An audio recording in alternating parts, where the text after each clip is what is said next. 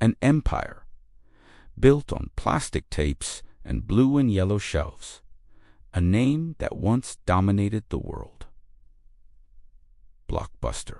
Today, it's just dust, a nostalgic memory, and its fate was sealed in a single room by a single laugh. This isn't the story of Blockbuster's bankruptcy. This is the autopsy of its murder, and the exact moment it signed its own death warrant. The year is 2000. The world was holding its breath. The Y2K bug turned out to be nothing, but another revolution was already underway. Silent. Delivered in red envelopes. On one side, the king, John Antioco, CEO of Blockbuster. Over 9,000 stores. A $6 billion giant. He didn't just rent movies. He owned Friday nights. On the other side, two dreamers, Reed Hastings and Mark Randolph. Their company, Netflix, was bleeding cash, losing money with every single DVD they mailed out. A startup. A gamble. An idea that just seemed inconvenient. But they had something Blockbuster didn't. A vision of the inevitable. If the mere mention of those blue and yellow tapes brought back a memory, a smell of popcorn and plastic. Subscribe and like this video, because you lived in the era of the giant and you're about to understand exactly why it had to die. Netflix was on the verge of collapse.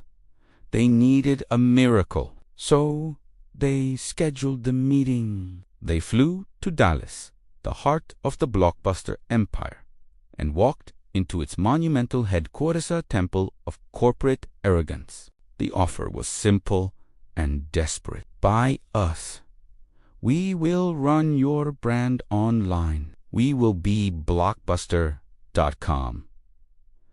They wanted to become the digital arm of the Titan, a partnership to dominate the future together. The price, $50 million. A fraction. Pocket changed for the empire, the cost of a few corporate jets. John Antioco, listen, his executives glanced at each other, and then came the sound that sealed their fate. A laugh. Not a loud, booming laugh, a stifled chuckle. Suppressed. The kind of laugh you give to a silly joke, to an absurd idea. Your business is niche, they were told. The internet is a bubble. Why would we ever buy you? The meeting was over. Hastings and Randolph left empty-handed, humiliated, but with a newfound certainty. Blockbuster wasn't just a competitor. It was a relic. They just didn't know it yet. The empire was blind.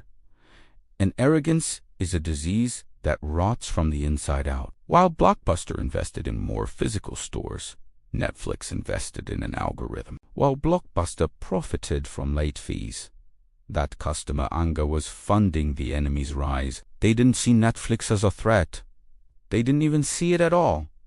Think for a second. You are at the height of your power. Everything you touch turns to gold. Someone offers you the future for a bargain price. But to accept, you have to admit that your reign has an end. What would you do in Antioco's place? Be honest.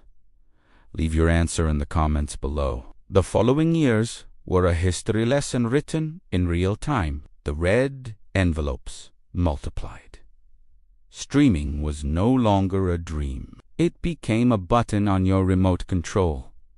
And Blockbuster stores started to feel too big, too empty, too quiet. The shelves, once full of promises, now just gathered dust. The giants tried to react, but it was far too late. It launched its own online service, a copy without a soul, without a vision. It was like watching a dinosaur try to use a smartphone.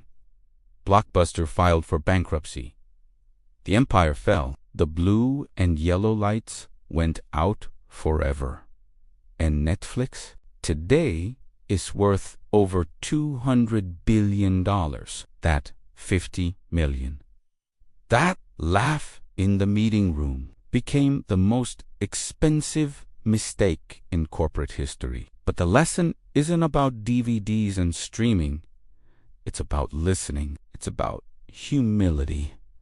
Blockbuster wasn't killed by technology. It committed suicide out of pride. The next time you open Netflix, remember that room in Dallas. Remember the power of a single decision, a moment that separates the empires of the future from the relics of the past. They had the world in their hands, and they let it slip away because they couldn't see beyond their own shelves. If this story about a fallen giant made you think, imagine what's coming next. There are heroes no one saw coming and villains disguised as innovators. The next story is already being written. The future wasn't rented.